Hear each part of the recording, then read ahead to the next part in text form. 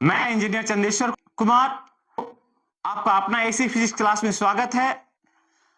आज हम सभी लोग पढ़ने के लिए जा रहे हैं कि कोई वस्तु पे जब दो बल लग रहा है, कब मैक्सिमम फोर्स लगेगा, कब मिनिमम फोर्स लगेगा। सबसे पहले मैं आपको इसका थ्योरी बताऊंगा, इसके बाद एक न्यूमेरिकल बोर्ड पे लिखा हुआ है वो मैं बताऊंगा, या नहीं। तो चलिए लेक्चर को स्टार्ट करते हैं। आपसे लोग से रिक्वेस्ट है कि अपना YouTube channel @AC physics class को सब्सक्राइब करें, लाइक करें, शेयर करें। ये न्यूटन्स लॉ ऑफ मोशन का न्यूमेरिकल्स है जो आईआईटी नीट, इसमें बहुत सारी क्वेश्चन, इस टाइप के क्वेश्चन आप नहीं पढ़े होंगे जो क्वेश्चन मैं आपको बता रहा हूं अभी। ठीक है, तो आप देखिए, इसे समझने का प्रयास कीजिएगा और मैं हर समय प्रयास करूंगा कि आपको ये बात समझा दूंगा। ये तो 100% गारंटी है कि मैं आपको समझा दूंगा, बस जरा सा आप कॉन्शियस रहिएगा। ऐसा नहीं कि आप यहां पे देख रहे हैं और ध्यान है कहीं और पे, बगल में कौन जा रही है उसको आप देखते रहिएगा तो फिर बात गड़बड़ा जाएगा। बगल वाली को झांकना आप छोड़ दीजिए, इसके बाद यहां पे आप ध्यान दीजिएगा तो फाइनली समझ में आ जाएगा। ठीक है, तो देखिए यहां पे लिखिए कि क्या कर रहा है कि top force is acting on a 7 kg mass of body. एक दो बल जो है 7 kg के दरम्यान की वस्तु पे लग रहा है, जो है 8 न्यूटन और 6 newton. Then find the maximum force and maximum acceleration of a body. तब ये कह रहा है कि वस्तु पे अधिकतम बल एवं अधिकतम त्वरण कितना होगा, या नहीं। कह रहा है कि एक 7 kg की वस्तु है, लिख दीजिए यहां फिगर लिख लीजिए। 7 kg के वस्तु है जिसपे दो बल लग रहा है। उन्होंने मुझे ये क्लियर नहीं किया, इस क्वेश्चन में ये बात क्लियर नहीं कर रहा है कि ये जो बल का जो लगने का दिशा कैसा है, ये बात मुझे सोचना पड़ेगा। इसी कारण से क्वेश्चन थोड़ा एडवांस है, अन्यथा नहीं तो इस क्वेश्चन में कुछ नहीं रखा हुआ था, या नहीं। इसमें मुझे सोचना पड़ेगा कि इसका जो मतलब कि इसका जो डायरेक्शन मैं कैसे रखूं ताकि इस पे जो लगने वाला बल का जो मान होगा क्या होगा, अधिकतम होगा। समझिएगा बात को कि मैं सबसे पहले मैं मान लेता हूं, कैसे भी मान लेता हूं, मेरा इच्छा है मैं कुछ भी मान लूं।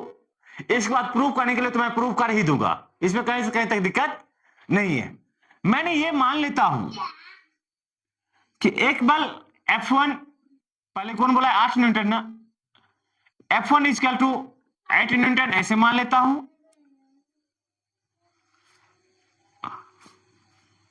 और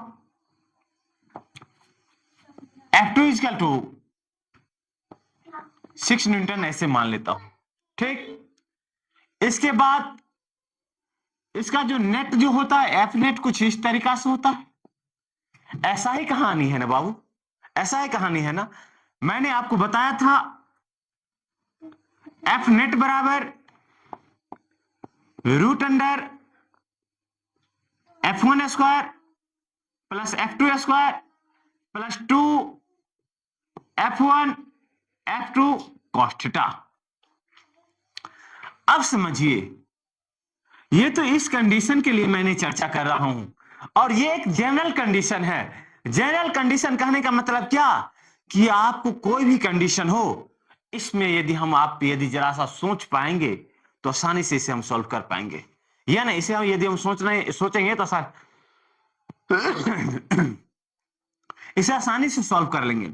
समझिए, आपसे यदि जरा सा यदि कोई पूछे कि बाबू जो ये एफ नेट है, एफ नेट का जो ये मैक्सिमम मान, मैक्सिमम वैल्यू कब होगा, जो ये एफ नेट है इसका मैक्सिमम वैल्यू कब होगा, तो समझिए ये F1 है, ये F2 है, ये 2 F1 F2 है। बस यहां पे थीटा, थीटा ही सभी कहानी का बीच में रोल है, इस थीटा का ही रोल है। कहावत है ये सभी रोल जो कौन नचा रहा है, थीटा ही नचा रहा है। थीटा ही डिसाइड करेगा कि कब मैक्सिमम फोर्स लगेगा और कब मिनिमम फोर्स लगेगा, या नहीं। कौन डिसाइड करेगा, थीटा ही डिसाइड करेगा, या नहीं। अरे नहीं समझ रहा, थीटा ही डिसाइड करेगा, या नहीं। तो समझिए, आप सभी लोग एक बात मुझे समझा दीजिए तो मैं आपको आसानी से ये बात समझा दूंगा, कहीं से कहीं तक दिक्कत नहीं होगा। एक बात बताइए कि cos थीटा का मैक्सिमम मान कब होता है? थीटा का वो कोण मैक्सिमम मान कितना होता है? 1 होता है। कॉस थीटा का मैक्सिमम, सुनिएगा, कॉस थीटा का अधिकतम मान कितना होता है? 1 होता है। और तब थीटा इक्वल टू कितना डिग्री होता है? 0 डिग्री। कॉस जीरो पे जो है, कॉस जीरो पे जो है, जो कितना होता है कॉस थीटा का, क्या होता है? मैक्सिमम मान होता है। क्या होता है? मैक्सिमम मान होता है। एक बात और मैं बताता हूं, कॉस थीटा का मिनिमम मान कब होता है? कॉस का सबसे छोटा वैल्यू क्या है? तो कॉस का जो सबसे छोटा वैल्यू जो है -1 होता है। कितना होता है? -1 होता है। तो कितना पे होता है? कॉस 180 डिग्री पे होता है। जो कॉस थीटा का वैल्यू कितना होता है? -1 होता है। तो क्या है? मिनिमम वैल्यू है। कितना वैल्यू है? मिनिमम वैल्यू है। तो मुझे दो ही तो वैल्यू ज्ञात करना है, एक मैक्सिमम और एक मिनिमम, और मैक्सिमम एक्सेलरेशन और मिनिमम एक्सेलरेशन। हो तो गया। बस ये दोनों बात आपको आना चाहिए कि कॉस का जो मैक्सिमम वैल्यू कब है और मिनिमम वैल्यू कब है। हाँ, तो मैक्सिमम के लिए यहां पे जो वेक्टर ए F1 और F2 के बीच को एंगल कितना होना चाहिए? 0 डिग्री होना चाहिए। तो लिख दीजिए F1 square plus F2 square plus 2 F1 F2 cos 0 degree. अर्थात क्या? क्या आप इसका जो फिगर ड्रॉ कर लीजिए एक बार, या नहीं? तो फिगर ड्रॉ कीजिए फॉर मैक्सिमम के लिए, for maximum force, for maximum force, maximum बल के लिए इसको फिगर ड्रॉ कीजिए। 7 kg का एक, हम तो ये मैंने एक तो जनरली ये माना था ना। आप जो ये तो कह रहा है कि जो थीटा का वैल्यू कितना डिग्री होना चाहिए? थीटा इक्वल टू 0 डिग्री होना चाहिए। ये 7 kg का जो वस्तु है, इसमें जो F1 इक्वल टू कितना है? 8 न्यूटन है। और F2 इक्वल टू कितना है? F2 इक्वल टू कितना है? 6 न्यूटन है। और दोनों के जो बीच का जो एंगल कितना डिग्री होना चाहिए? 0 डिग्री होना चाहिए। कितना डिग्री होना चाहिए बाबू? 0 डिग्री होना चाहिए। तो आप जो है मैक्सिमम फोर्स कितना होगा? F मैक्सिमम कितना हो जाएगा? Root under F1 square plus F2 square plus क्या? 2 F1 F2 इंटू कितना? cos 0 एक बार लिख लीजिए, cos 0 डिग्री लिख दिए। कितना हो जाएगा बाबू? F1 square plus F2 square plus 2 F1 F2, यही मैक्सिमम फोर्स होगा। और ये मैक्सिमम फोर्स कितना हो गया बाबू? तो यहां पे लिखिए, आपको हर एक चीज बताते ही जा रहा हूं, इसका ट्रिक उड़िक हर एक चीज बताते जा रहा हूं, समझिए। हम सब लोग बिहारी हैं भाई साहब। F मैक्सिमम बराबर क्या? रूट अंडर क्या लिख दे? ये देखिए F1 प्लस F2 का क्या है? होल स्क्वायर है, लिख दीजिए F1 प्लस क्या? F2 का होल स्क्वायर। तो F मैक्सिमम बराबर क्या लिख सकते हैं? F1 plus F2। यदि कोई आपसे पूछे कि यदि दो बल एक वस्तु के ऊपर यदि दो बल लग रहा है, तो उस वस्तु पे जो मैक्सिमम बल कब लगेगा? तो उस वस्तु पे मैक्सिमम बल तब लगेगा जब दोनों बल के बीच का जो कोण कितना डिग्री होना चाहिए? 0 डिग्री होना चाहिए। और उस वस्तु पे मैक्सिमम बल लगेगा कितना? तो दोनों वस्तु पे मैक्सिमम बल लगेगा F1 प्लस क्या? F2 लगेगा। कितना बल मैक्सिमम बल लगेगा? F1 प्लस क्या? F2। अब जो मैक्सिमम बल पूछ रहा था, तो F1 का मान कितना? F मैक्सिमम बराबर क्या लिखते हैं हम सभी लोग? F1 का मान कितना? 8 न्यूटन प्लस कितना? 6 न्यूटन। कितना बाबू? 14 न्यूटन का बल लगेगा। कितना लगेगा? 14 न्यूटन का बल लगेगा। F मैक्सिमम का मान कितना होगा? 14 न्यूटन बल होगा। कितना होगा? 14 न्यूटन बल होगा। F न्यूटन का मान कितना होगा? 14 न्यूटन होगा, या नहीं? लिख लिया ये। आप चलिए ठीक है, इसमें अधिकतम त्वरण कितना होगा? तो according to Newton second law लिख दीजिए ना। According to Newton's second law, Newton's के सेकेंड लॉ ये कहता है एफ मैक्सिमम बराबर m इंटू क्या, ए मैक्सिमम।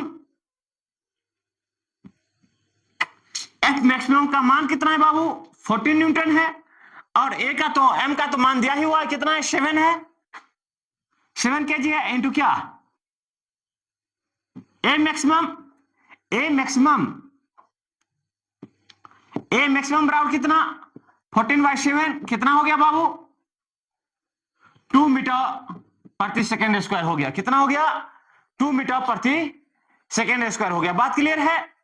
अब क्या बाकी रह गया, अब जो इस पे मिनिमम फोर्स कितना लगेगा, तो आपसे लोग ही बताए थे कि इसमें जो मिनिमम फोर्स लगेगा, जो वेक्टर एफ F1 और F2 के जो बीच का जो कोण कितना डिग्री होना चाहिए, 180 डिग्री होना चाहिए। कितना होना चाहिए, 180 डिग्री। यहां पे लिख दीजिए for minimum force, for minimum force, minimum बल के लिए कितना होगा, तो बाबू यहां पे फिगर ड्रॉ कीजिए। यहां पे कितना, 7 kg। ये F1 का डायरेक्शन कुछ इधर होगा, F1 इक्वल टू कितना है बाबू, 8 न्यूटन है, और F2 इक्वल टू कितना है बाबू, 6 न्यूटन है। कितना है, 6 न्यूटन है। तब समझिए, तब क्या होगा कि हम सभी लोग एफ नेट बराबर क्या जानते थे, एफ नेट बराबर क्या जानते थे, √F1 स्क्वायर प्लस क्या, F2 स्क्वायर प्लस क्या, 2F1 F2 cos 180 डिग्री, या नहीं, cos 180 डिग्री। फिर से लिख दीजिए, cos 180 का वैल्यू कितना होता है, -1 होता है। तो एफ मिनिमम कर दीजिए, एफ मिनिमम बराबर कितना, F1 square plus F2 square plus कितना, 2F1 F2 cos 180 का वैल्यू कितना, -1। दिखाई दे रहा है क्या, दिखाई दे रहा है आप सभी लोग को, हाँ दिखाई दे रहा है, कोई दिक्कत नहीं है। कितना, 180 डिग्री। तो एफ मिनिमम बराबर हम सभी लोग क्या लिख सकते हैं, कितना, F1 स्क्वायर प्लस क्या, F2 स्क्वायर माइनस क्या, 2F1 F2। हम सब लोग क्या लिख सकते हैं इसे, a माइनस बी का होल स्क्वायर है या नहीं, F1 स्क्वायर प्लस क्या, F2 स्क्वायर माइनस क्या, 2F1 F2। हम सब लोग क्या लिख सकते हैं, F1 माइनस क्या, F2 का होल स्क्वायर, या नहीं, F मिनिमम बराबर क्या लिख सकते हैं, F1 माइनस क्या, F2 लिख सकते हैं। यदि आपसे कोई पूछे कि यदि कोई वस्तु पे यदि मिनिमम बल कब लगेगा, तो थीटा इक्वल टू कितना डिग्री, 180 डिग्री, और मिनिमम बल लगेगा कितना, तो F1 माइनस क्या, F2। यहां पे F1 का मान लिखिए, कितना है बाबू, 8 माइनस कितना, 6 बराबर कितना, 2 न्यूटन का बल लगेगा। एफ मिनिमम कितना लगेगा बाबू, 2 न्यूटन का बल एफ मिनिमम लगेगा। यहां पे लिख दो क्या, इसका minimum acceleration according to Newton's second law.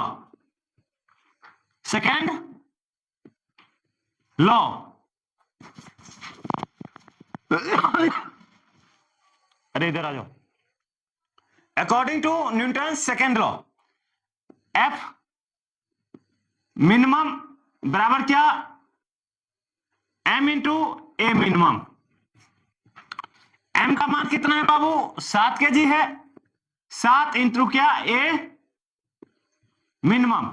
और यहां पे जो एफ मिनिमम का मान कितना आ गया, 2, तो ए मिनिमम बराबर कितना हो जाएगा, 2 बाय कितना, 7 मीटर प्रति सेकेंड स्क्वायर हो गया। क्लियर है, कहीं पे कोई दिक्कत नहीं ना। समझिएगा एक बार बात को कि क्या कह रहा था कि एक वस्तु है जिसपे 2 बल लग रहा है। एक वस्तु पे कितना बल लग रहा है बाबू? 2 बल लग रहा है। तो उन्होंने ये नहीं बताया कि बल कैसे लग रहा है। तो मैंने ये मान लिया कि एक बल ऐसे लग रहा है, एक बल ऐसे लग रहा है। मैंने पहले मान लिया कि 90 डिग्री पे लग रहा है। मैंने ऐसा मान लिया 90 डिग्री या थीटा डिग्री मान लेते हैं। 90 नहीं, इसे क्या मान लिए? थीटा पे मान लिए। सीधा सी बात, मैंने क्या माना? थीटा पे। तो हमसे ये पूछा कि भाई साहब इस पे अधिकतम बल और न्यूनतम बल। मैंने ये कहा कि एफ नेट बराबर हमसे लोग ये जानते हैं कि root under F1 square plus F2 square plus क्या 2F1 F2 cos थीटा। तो मुझे पूछा कि अधिकतम बल, तो अधिकतम बल तब होगा जब थीटा का वैल्यू कितना होगा? 0 डिग्री होगा। तो मैंने थीटा का वैल्यू 0 डिग्री ले लिया। इसका मतलब क्या, अब ये फिगर नहीं रहा। अब इसके लिए मुझे एक नया फिगर ड्रॉ करना पड़ेगा जिसमें जो थीटा का वैल्यू कितना डिग्री हो जाना चाहिए? 0 डिग्री हो जाना चाहिए। F1 और F2 के बीच का कितना डिग्री होना चाहिए? 0 डिग्री हो जाना चाहिए। तो मैंने 0 डिग्री ले लिया। तब एफ मैक्सिमम बराबर क्या लिखते हैं? Root under F1 square plus F2 square plus क्या 2F1 F2 cos 0 डिग्री। और cos 0 का वैल्यू कितना? 1। तो F1 प्लस क्या F2 प्लस क्या 2F1 F2 हो गया रूट अंडर में। तो या हम इसे क्या लिख सकते हैं?